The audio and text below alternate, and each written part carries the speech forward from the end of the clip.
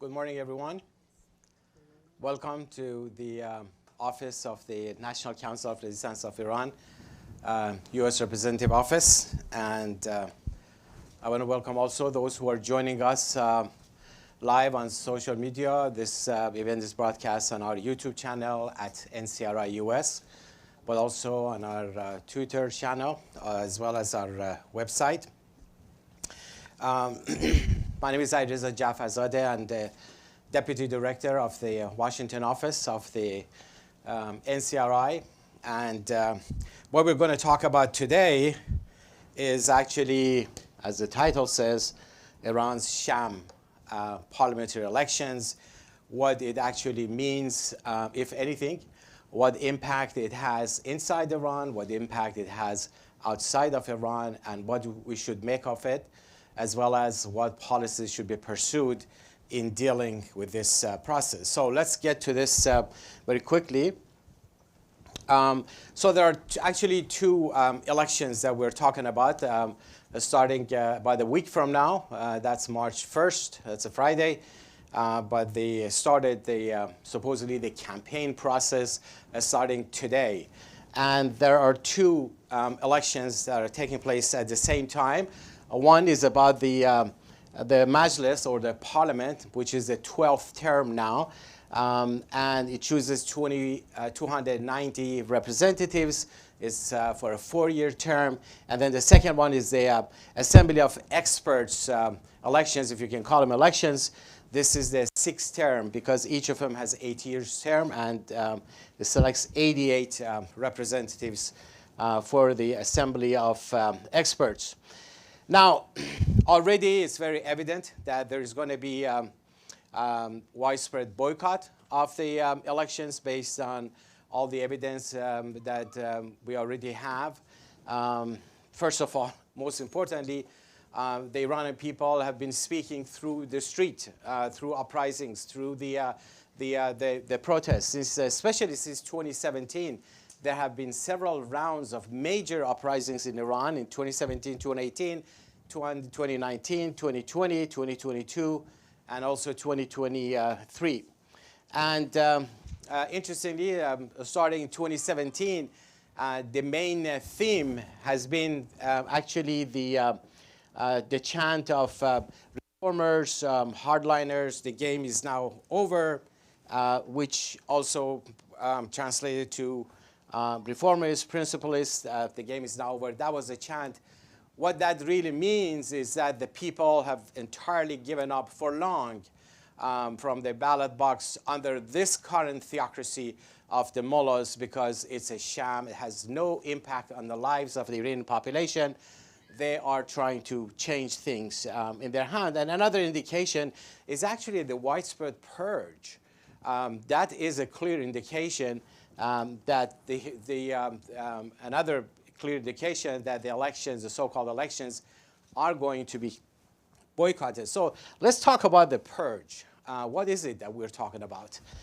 First of all, the purge has been widespread. What I mean is that preventing the so-called candidates, all of whom are very disobedient to the regime and to the supreme leader, purging them from actually to be able to even run on the and campaign for it and to be qualified. And among them, they called it purification process. This is a new term that they've been using in this new term of the elections. And I think that by itself, the word is pretty clear. So those more prominent members who've been disqualified is actually the former president, Hassan Rouhani. Everyone knows him. He was 2-term president, 5 terms as the member of the regime's parliament, and 3 terms as a member of the Assembly of Experts. He's currently, as we speak, he's a member of the Assembly of Experts, but he's now qualified to run again. And he was the secretary of the Supreme National Security Council. He was the top nuclear negotiator. He has been in the top security positions of the regime for the past over 30 years, yet he's disqualified. So that tells you about how hardcore Khamenei wants the people in his own gang, in his mafia gang. And then you have the former intelligence minister, Mahmoud Alawi, for 8 years, who was the Minister of Intelligence, acting in various positions, but also Mustafa Pur Mahamadi, another intelligence minister. He was also interior minister. He was a member of the Death Commission, the notorious Death Commission, that in 1988, along with Ibrahim Raisi, with 2 other members, were overseeing the massacre of 30,000 political prisoners, most of whom were members of the main Iranian opposition movement, the Mujahideen Khalq. Yet, when it comes to, now the Assembly of Experts, he's disqualified because he doesn't fully comply and doesn't fit in what actually Khamenei is looking for. Now, are there consequences of the purge? For sure, there are consequences. First, it aliens former allies. You saw some of the examples I mentioned, and the purge has been widespread. So you create some kind of nagging and dissent among your own circles. It actually, once again, reemphasizes that there is no path to political change, that even the closest allies of the regime are not able to even run and get positions. So what change are we talking about through the ballot box? And then basically it reduces the regime's power base. All of these people have been defined as what the regime basically relies on, and now they have been sidelined. So with all these consequences, the question is, why the purge? Why would Khamenei get into this purge of the most loyal people, people who have served his system, served his regime for years? Let's take a look at the reasons. There are actually 3 main reasons that explains why the regime has gotten into this situation, why specifically Khamenei. First and the foremost, that's like the most important defining element in all of the process, is actually the fear of the resurgence of the uprisings and the activities of the resistance units. Because the uprisings are in a sharp contrast to the so-called political process under the system. The uprisings have been gaining momentum since 2017. Both every time they emerged, they were a lot deeper, more focused on regime change. The slogans are a lot more focused on Khamenei and basically rejecting the entirety of the system, and they lasted longer. So the main fear that Khamenei has is that when is the next one going to come and how is it going to come, because they may not survive it. So they're building the whole system around preventing the resurgence of further activity, further uprisings, and B, countering it. And of course, the engine for those activities, so those uprisings, engine for change, has been the resistance units. These are the units formed by the main Iranian opposition. The MEK consists of men and women, a lot of women among them, whose job is actually to ignite or lead the protests, ensure continuity, keeping them on focus, and basically confronting the Revolutionary Guards. Interestingly, the MEK announced that in about a year, over 3,000 members of the resistance units have been arrested or went missing. But they also announced that the resistance units have actually expanded. So there are more people joining than those who have been arrested or eliminated by the regime. So that's the main driving force behind all of the activities of the Iran regime. And second, with the need that the regime has to intensify and expand its foreign intervention, to expand its terrorism and warmongering in the region, which itself stems from the first element, which is the fear of its own population, the fear of its own people.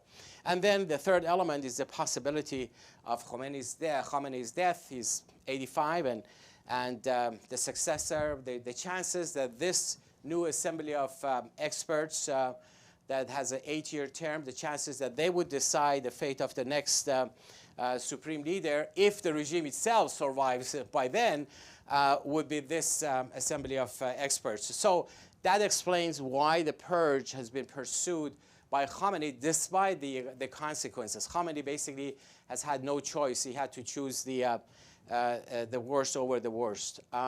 Now, this is the first time that there is elections, so-called elections for the Assembly of Experts after the uprisings have started. So that becomes a big thing. And as I mentioned, that they're trying to select the most hardcore clerics in the Assembly of Experts. And as you can notice in this picture, all of the members of the Assembly of Experts are clerics. And they have, supposedly they have to have certain qualifications that, mujtahid they have to be, like, certain qualifications among the clergy. But the interesting thing is that to determine who is mujtahid, because it's not like, you go and get your license, your PhD or something. Rather, it's done in the theological schools, in the clerical circles. They come into a consensus and elevate some elements among their own ranks. But in this case, they don't go through that route. They overpass, they bypass the traditional Shia seminaries, and it's the guardian council who determines who is actually among the clerics who is qualified to even get in that assembly of experts. And the guardian council, who appoints guardian council, is the supreme leader himself. So it's the supreme leader himself who determines who has the rank of mujtahid, that is qualified and can actually sit in that parliament to determine both to oversee the activities of him or to decide the successor for the future. So you can see how flawed this whole process by definition is. And of course, this whole process of the clerical system is flawed, is defective to begin with. And that's why the Iranian resistance, specifically the Mujahideen Khalq, the main Iranian opposition movement, the very first time that the constitution of the Iran regime was introduced, less than a year after the revolution, they boycotted that. They rejected that. They never endorsed it because of it's built in a most undemocratic way. It's built on the authority, absolute authority of the supreme leader, and it's undemocratic by nature. So let's look at the competition among the Assembly of Experts. This is very interesting. We put together this map of Iran that has all the 31 provinces. And for the 88 seats they have allocated, for instance, Tehran has 16 seats and the Fars province has 5 seats. Those numbers in the parentheses are the seats available for each province. And the numbers outside are actually the qualified candidates for that. And just look at the numbers by itself, you can see how real competition actually exists. Look at the East Azerbaijan province. Look at Fars province. For 5 seats, there are only 6 candidates that have been qualified. So basically, the Guardian Council or Khamenei has already decided who is going to be in the Assembly of Experts from which province. All of these provinces in red are what I call like non-competitive, meaning that there are not at least twice as many number of candidates as the seats are. And so you can see, like, you look at anywhere. Look at South Khorasan province. Interestingly, there's 1 seat there, but there are 2 candidates. Now, one of the interesting candidates there is actually Ebrahim Raisi, the current president of the Iran regime. Traditionally, the former presidents run from Tehran when they want to get to this seat. This time, they brought him to South Khorasan. And originally, it was only 1 candidate, only Raisi. And then, it got into the media and everything, like, how in the world can you have just 1 candidate? And all Raisi has to do is just vote for himself. He would be in. He doesn't need any other votes. So they introduced somebody else. No one ever heard his name. I don't even know who that person is.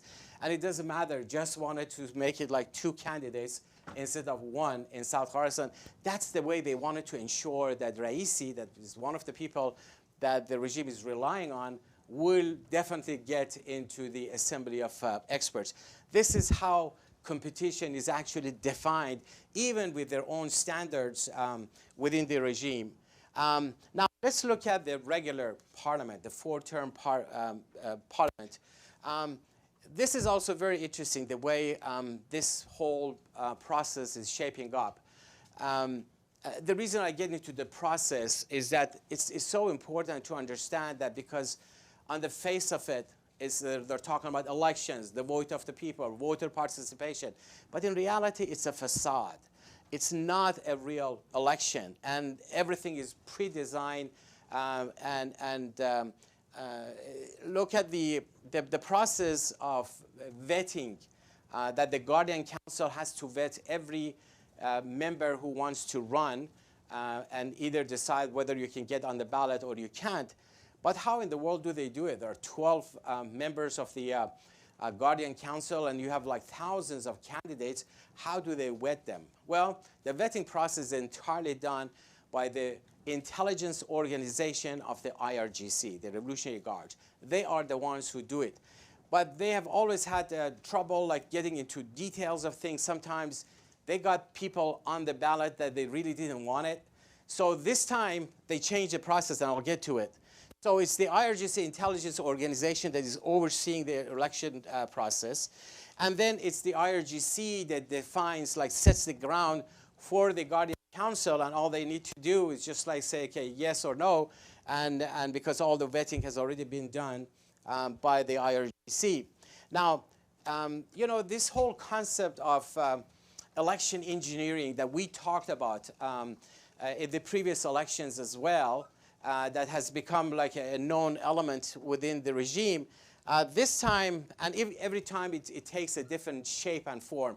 This time, Khamenei has gotten involved heavily himself. For the past 2-3 months, all he's doing, just like basically campaigning about the election itself and trying to get people to participate and how important it is and all of that. This is about legitimacy and all of that. And he defined 4 key elements as the defining theme of the elections this time. He mentioned security. He mentioned the health, or you know, how healthy the elections is. He talked about the competitiveness, competition, and also the participation, that everyone has to participate. Now let's look at these 4 elements that he has been relying on, and what do they really actually mean?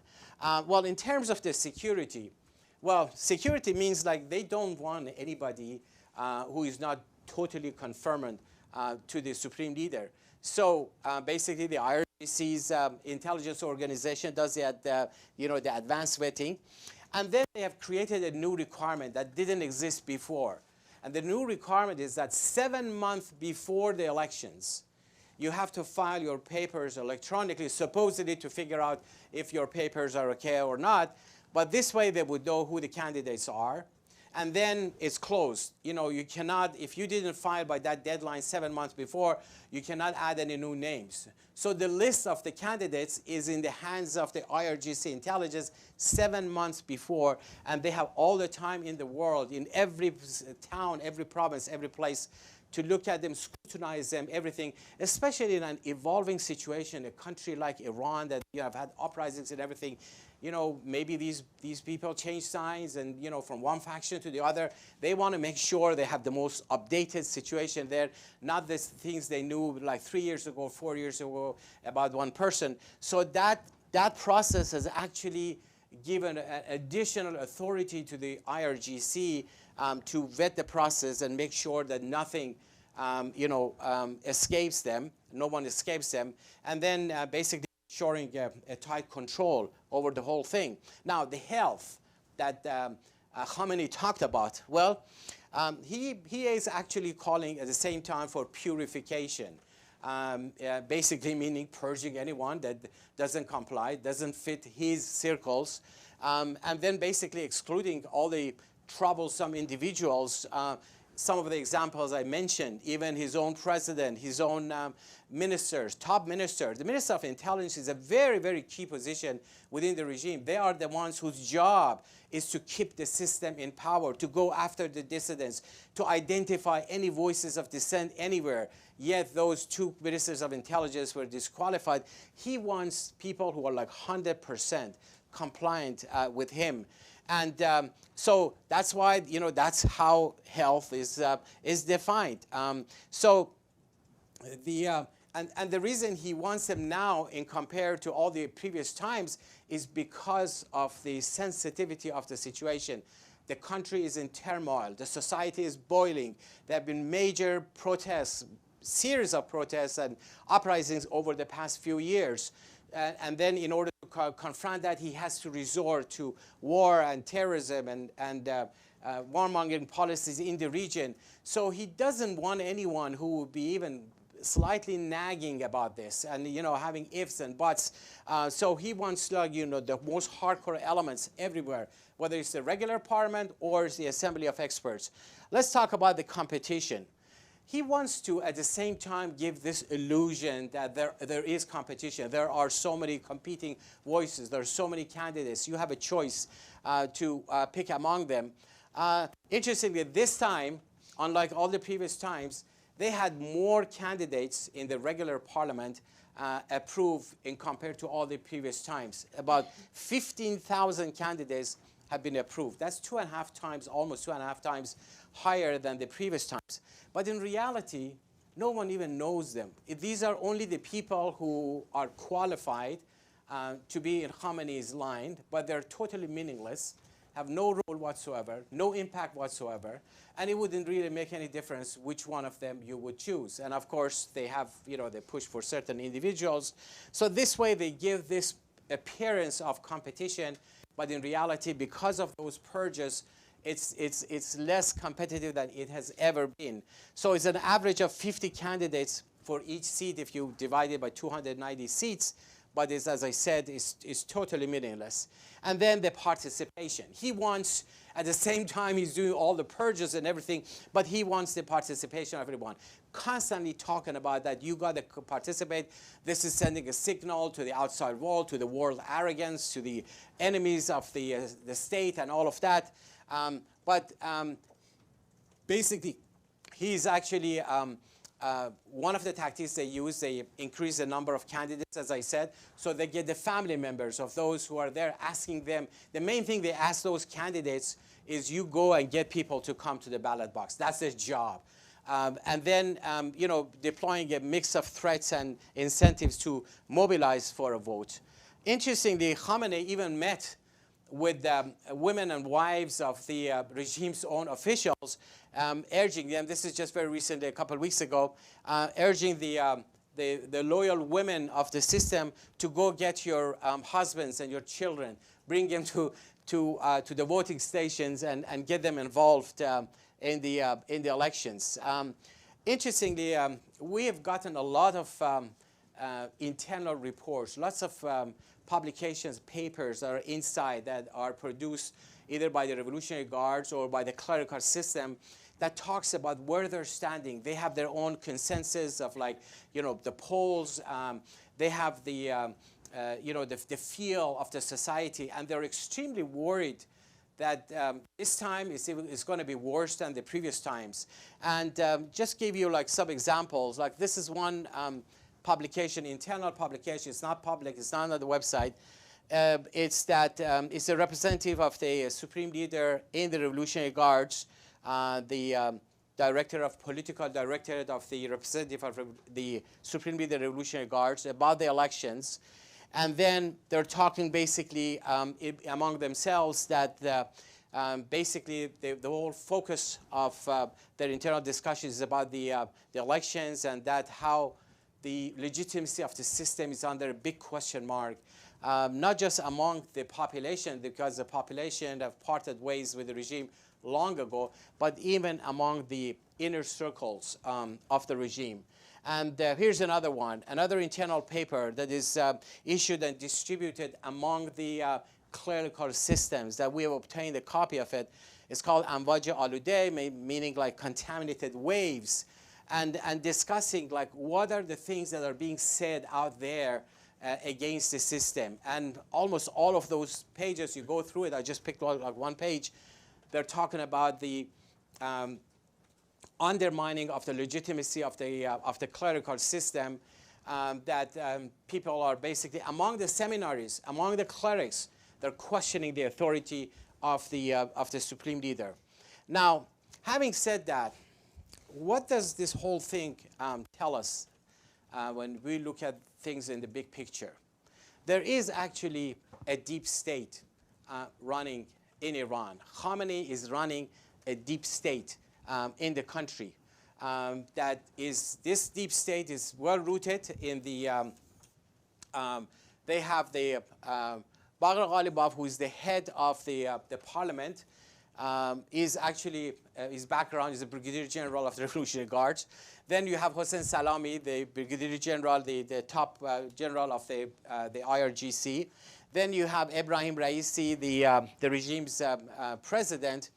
And then it's the office of Khamenei that runs the whole thing.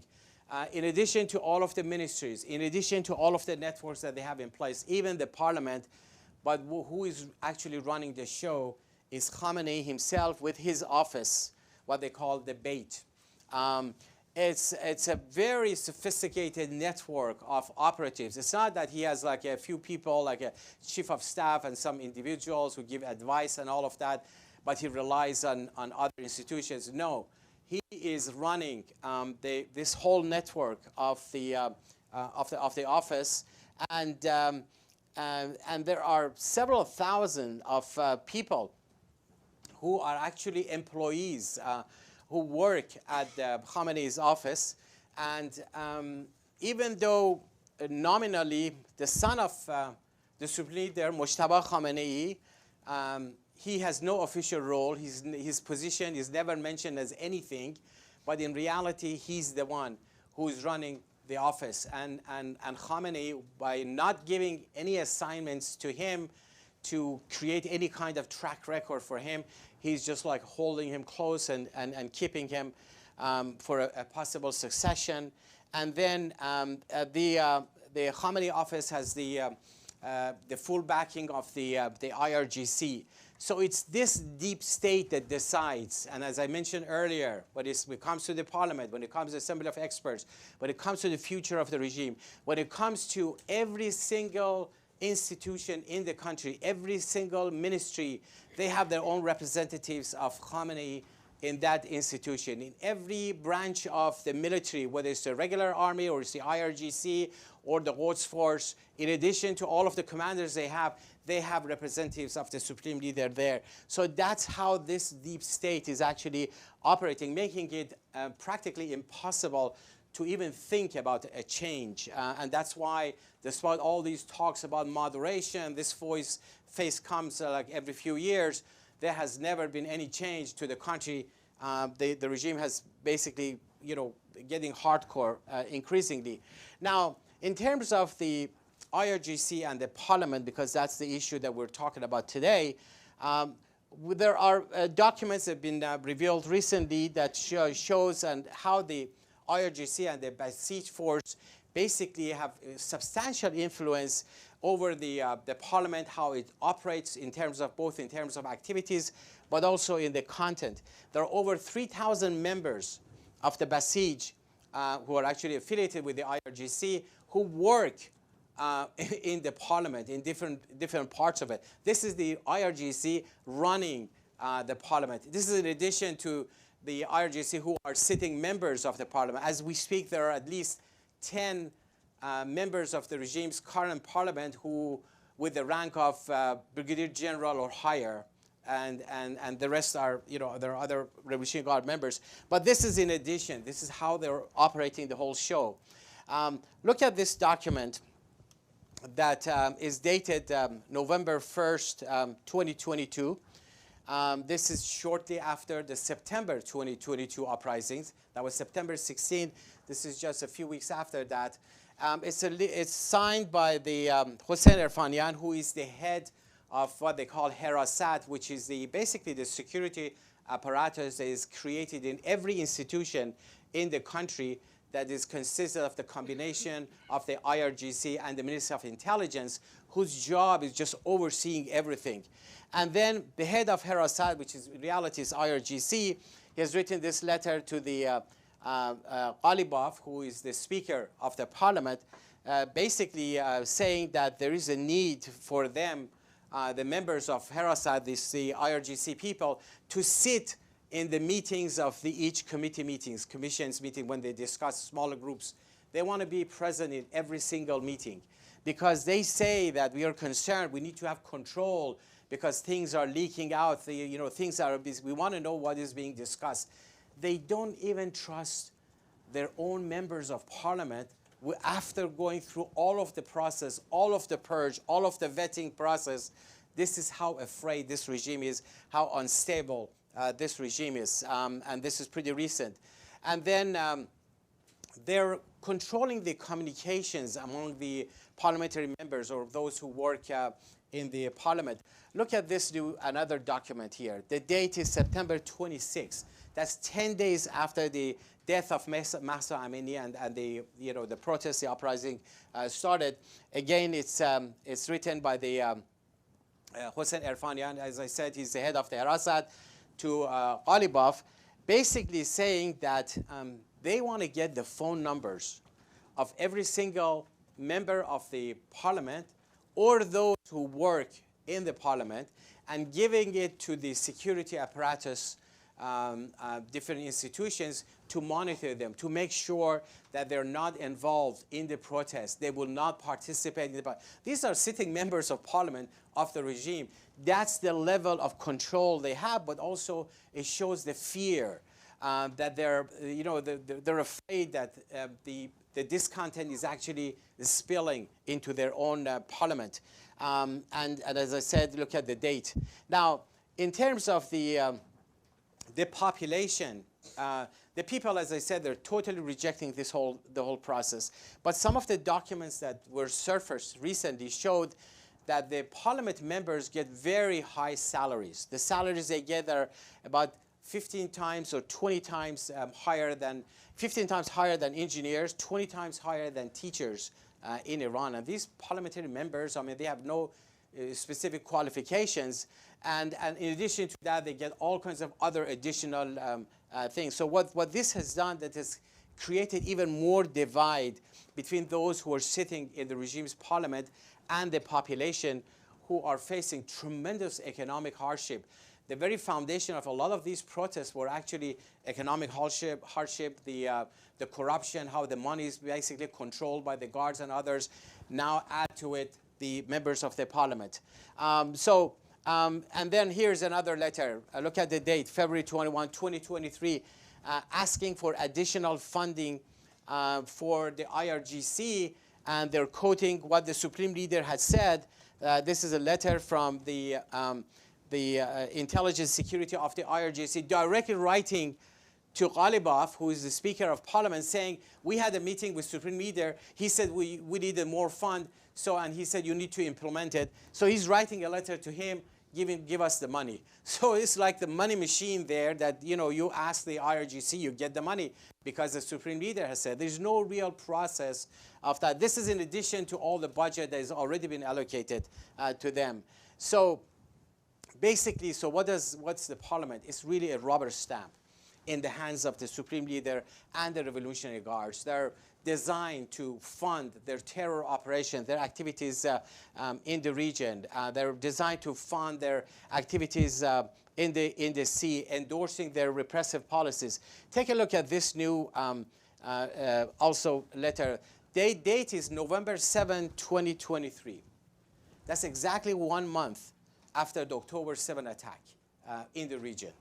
And it's the letter signed, written to the attention of Ghalibaf, signed by Mohammadi Golpanigani, who is the chief of staff of Khamenei, basically saying we have a new policy that we're going to implement. And that new policy is basically centered on maritime activities. it's going to be the center of our activity. So it's going to be in the sea. And then asking him to implement it, and then sending a copy of that. You can see this handwriting here. But this is Khamenei's own handwriting, his own signature on the plan, and basically saying these are the general policies for expansion in the sea. And the item number 1 right here, it basically says, interesting, it says the formation of unified policies on maritime affairs, assigning national responsibilities, rapid and effective management of the sea to maximize the utilization of the maritime potentials to gain prominent global role and be the supreme dominant force in the region. If I want to translate it in regular thing, what does that mean? It means terrorism, okay? We're going to spend money, and this falls in line with exactly what they've been doing with the Houthis. It just didn't happen by itself. And look at the date. That's the date that you saw the Houthis waging those attacks there. Basically saying from now on, we're going to have a lot more emphasis on maritime activities, gaining dominance in the region, more money for the proxies that operate in the sea, in the Red Sea, and the Houthis and others. So, and that's going to be the dominant thing. So let me wrap up and conclude. What does this whole thing mean? Basically, the March 1st elections, so-called elections, it's really a sham. It's going to be boycotted by the vast majority of the general public, as they have done before. The reason that Khamenei has waged a widespread purge, the most important thing is basically the fear of the resurgence of the uprising. That's like what he's been thinking day in and day out. And then also to intensify terrorism, as you saw the documentations, how they're going to put more emphasis on their terrorism in the region and all that, and then thinking about the succession. Now, basically, we talked about the deep state, how this regime is run by a deep state controlled by the Supreme Leader Khamenei, and he wants to ensure that this process remains the same even after he's not alive, provided that this regime survives actually the fear that they have, which is the uprisings and the change. And basically the IRGC plays a prominent role in implementing all of that. And then it's the office of the Supreme Leader that is running the show. And also we talked about the parliament, how meaningless their role is. Their role is basically to create a legal and political cover for all of the activities and actions by the regime internally and externally. And Khamenei, because he's been rejected by the people throughout these various protests, he's stepping up support and in terms of money and funding and training and everything for their proxies in the region. So what should be done? What should Washington and other countries in Europe and other places do? Well, now is the time that they build up pressure on the Iranian regime, hold them accountable for all of their terrorism, their weapons of mass destruction, for the chaos that have been creating in the region, but also for the suppression of the people of Iran. And in terms of the population, this is the time for the United States. This is the time for Europe. This is the time for the whole world to recognize the right of the people of Iran, who know all of these things, who have rejected this system as a whole years before, and they want to bring about change. They want to overthrow this regime. So their right to bring down the regime must be recognized and be allowed to continue to do those operations until we have a free Iran. So I'm going to stop right here, and I'm going to leave it open to questions that you may have here or online.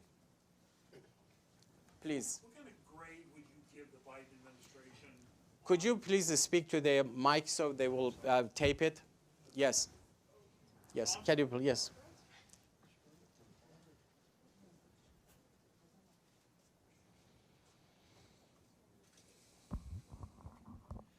Hi. What kind of grade would you give to the Biden administration for their work thus far in the last 3 years of supporting the Iranian resistance and trying to hold the administration there to power? Or Well, I think, What do they need to do? right. I think this information that we shared today, in addition to all the other information we have shared in the past, clearly shows that this regime is all about keeping itself in power by relying on terrorism abroad and suppression inside the country. Whatever that has been happening in the region, it did not happen by accident. It did not happen overnight. This is part and parcel of the policy of the Iran regime, the way this regime has been built. And I think not understanding this, to be more accurate, not taking these facts into account would lead you to taking positions that at the end of the day would become counterproductive. Whatever intentions people may have in Washington, Republicans or Democrats, this regime, you need to deal with them decisively, firmly. You need to hold them accountable for their crimes against humanity. You need to hold them accountable for their terrorism that they have done in the past, not threatening that if you do the terror attack again, we're going to do this and that. No, this regime has been involved in a whole host of terror operations over the years. You don't reward terrorists. You don't give them money and resources for releasing the hostages for which they should have been held accountable for holding those hostages rather than getting rewarded for that. So all of that, those kind of actions would actually encourage the regime to pursue and continue those activities, those terrorism. And the only way you can force them to back down is for them to feel that there is a price for it, that they are actually paying a price for their terrorism. Look at the whole history of the past 3-4 decades. Every time the Iran regime has gotten engaged in terrorism, hostage-taking, whether it was Lebanon or other places, they got rewarded for it. And different administrations tried to reach out to the Iranian regime and finding a way of searching for moderates to see how they can deal with it, give them something that they want. It dates back to the Iran Gate affairs, like, in the 80s. This perception in Washington about the regime and about the realities on the ground in Iran has to change. And it has to change in a way to corroborate with the realities on the ground. The realities on the ground is Iran is a nation that, 85 million plus, who in large part have rejected this regime. They want this regime out. And these protests, these demonstrations, the organized resistance, all of it, what does it mean? It means this regime is unstable, is rejected by its own population, and the outside world, all they need to do is just like accept this reality, as I said earlier, recognize the right of the people of Iran for change. That's all they need to do. There's no ask for money, there's no ask for arms or anything like that. There's no ask for boots on the ground, none of that. Only political understanding. Thank you, Mark. Any other question? Okay, so we're going to end the press conference here, and we're going to be available to talk afterwards. Thank you very much for coming, but also for those who are online. We appreciate following us. Appreciate that. And we have a copy of my presentation that we can share with you. Thank you.